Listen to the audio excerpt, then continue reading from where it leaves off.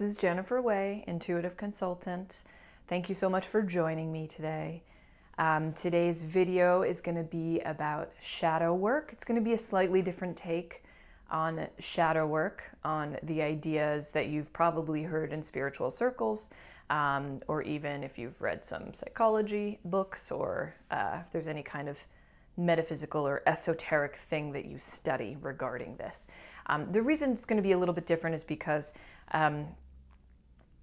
I want to talk about it specifically in terms of why it comes into play when we're walking this path of trying to move towards enlightenment. Enlightenment, again, is one of those words I'm a little like, I think we all want to get to a place where we are living happier, fuller lives. We've all heard all the things about love, everything being about love, and love versus fear, light versus shadow. We can take all of these things into account. I'd like to think that my perspective is just slightly, I don't know, mine. So hopefully there's some information here that is helpful to you. I want you to take a second and I want you to imagine a world where we exist together in, okay, I'm not going to say harmony because it sounds like I'm about to sing a song from the 70s. But basically where we exist in a future where we effortlessly connect and co-create with one another. We create a reality that is in alignment with our highest excitement, along with others who are also in their highest excitement. Everyone in this world is shining their own unique, super bright light, and any kind of path or project or choice is in flow and not by force. A world where we are fueled by an internal love source, and we get to play and create with one another in ways that excite us and bring joy to us. This is a world where we don't hesitate to connect with a person, a place, or a thing. A place where we don't worry about our energy being drained or being taken from us. This is a world where we stand in our full light. And in this world, this light is a power of enormous magnetization. So you've probably heard about the law of attraction, okay? Yada, yada, yada. This is essentially magnetizing a reality that you prefer towards yourself. It's attracting what you prefer. And from what I understand about the law of attraction, I didn't read the book. I don't really like to read. And I know that sounds ignorant. So be it. It sounds ignorant, I'm sure. But essentially the destination is getting to a place where we magnetize, where our energy is so strong and our light is so strong that we, in a very effortless state, bring into our lives like a magnet things, people, places that we prefer. A big part of this is identifying what it is we want and what it is we prefer. We want to attract what we desire with a clear heart. So the steps that it takes to get to this magnetizing is what we call shadow work. Someone who vibrates in a state of love, someone who exists in a state of love, someone who is love, is in that state because they've gone through a process of deliberately uncovering anything that brought them pain, consciously or subconsciously. This is the process. This is the work. This is stuff that hurt them, stuff that broke them, stuff that pushed so hard left quite an imprint. This process of digging and uncovering whatever it is that surrounds this pain, it's a process of getting to the source and uncovering it so that you can allow full love and compassion for yourself. We dig into our problems. We dig right into them. And we do this because we know and we understand that underneath there is an infinite flowing source of love that we always have access to. And the more we do this process, the more we can feel that, the more we can experience that. So we are clearing away. And the only way to clear away is to take it layer by layer, piece by piece. And the thing that brings us there to identify these layers is the pain, is observing ourselves in a state of suffering or hurting, and taking responsibility for the fact that this is usually due to a wound. And we know that there is something in there that we have to uncover, that we're not looking at, that we're not seeing, that we're a little blind to. When we do the work, we are moving closer to a place of understanding who we are, what we really truly want that is in alignment with our true self. We know ourselves. We learn all of this stuff about ourselves. We know ourselves. We get to this place where we know what we prefer. And more importantly, we know what we do not prefer. This is that process of starting to build those boundaries. But when you're in a place where you're resonating in love, you don't need those boundaries, because you can, with love, just say no. It's not something you have to force into somebody. This is your power to just say, no, no, thank you. You don't have to do it angrily. It doesn't have to be weighted in any emotion. It's simply because you know yourself and you know that this line had been crossed. So we get to this place where no one can deter us. No one can impose on us. No one can control us. No one can tell us what to do. No one can tell us how to feel. No one can take from us without our consent. We take responsibility for ourselves. When we are interacting with our pain, sometimes, and this is the case with me for sure, we don't even recognize that we're in pain. We don't even register that we're in pain, because who wants to feel pain? We've pushed it away. That's why we've pushed things into the shadow. We don't want to experience that pain again. But diving into the pain patiently and with love for ourselves, and with as much openness as we can, without judgment or expectation. All of these things, when we look at the wound, when we find it, we acknowledge our pain, we respect it in a way. We even respect the shadow in a way.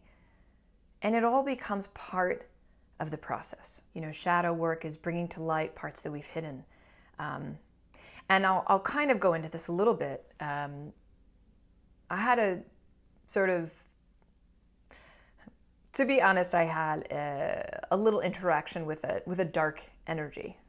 And the image that I got of this energy was, it was really scary looking, and it was really just kind of like a frightening, almost like a banshee type of face that I saw. And what hit me immediately, because I had been resonating in this high vibration during the day, and when I encountered this, what hit me right away was, this being suffered. I need to be compassionate for this being. And I interacted with it, which normally I build a lot of protections, and I don't want to talk to these kinds of things, and you have to protect yourself because they can take your energy and all that stuff. That's kind of the training that I've gone through. But what I realized in that moment is everything dark. Go back to Satan, anything evil. In my perspective, it's all sides of the same coin. We're both sides of the same coin, good versus evil. This being experienced suffering in a way that they could not heal.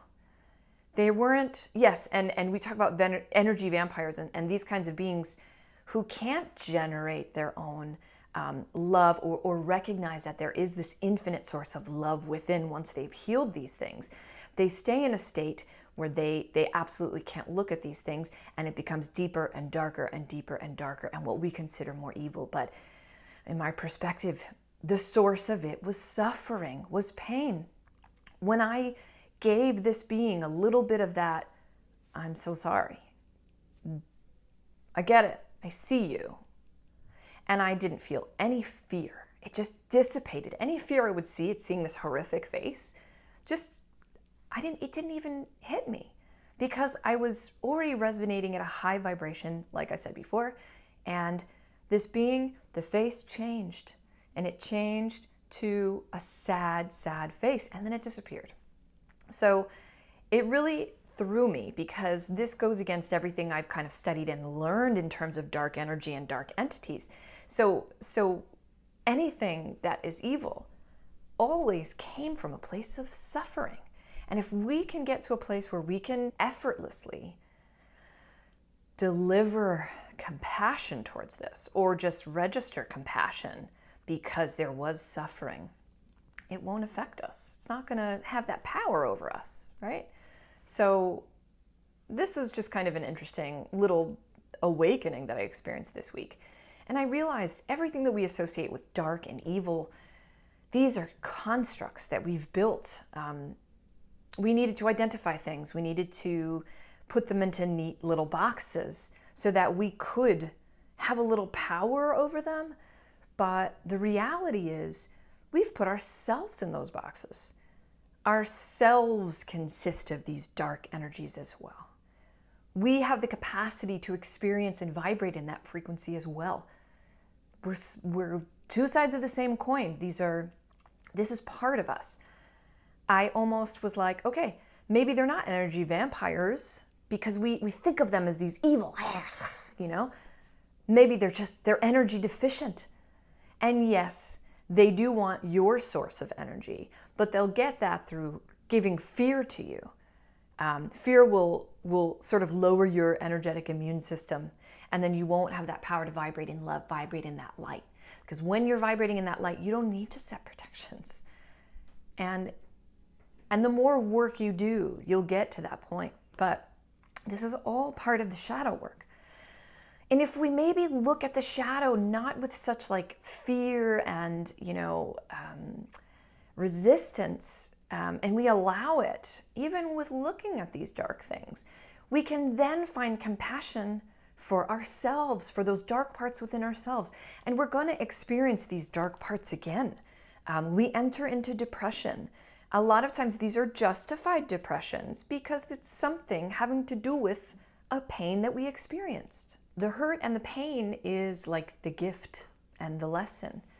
A lot of times when we are doing this work, again, we're just taking these steps towards magnetization. And in order to do that, we've got to remove all this gunk lovingly, with compassion. And a big part of this is relationships and communication. So we got to observe ourselves within these two things, relationships and communication. And I also want you to think about considering that for yourself. So internal relationship, the relationship we have with ourselves, the communication we have with ourselves, as well as the external relationship and communication. These are the places where we can learn what we want. We ask for things within our relationships, things that we know that we need. How do we know what we need? Until we've gone through these processes and uncovered exactly what we truly want, what's truly in our nature, without the shadows of wounds that hurt us and made us hide when we were younger people, when we were kids. So in our relationships, pay attention to your red flags. Sometimes we'll experience a red flag and we don't, it doesn't really register because we're like, oh, but there's all these other things. In a red flag, you need to take that seriously. And do not, I repeat, do not go asking everyone in your circle about, is this a red flag? Is this a red flag? No, it has to be a red flag for you, not for anybody else. You're the person who has to experience this relationship. You're the person who has healing to do. It's not up to your friend Linda if like, that's a red flag for her. That's for her. That's not for you. So really pay attention to what these things are for yourself, because that is the only way you're going to find out what you need. And if you don't know what you need, start writing it down.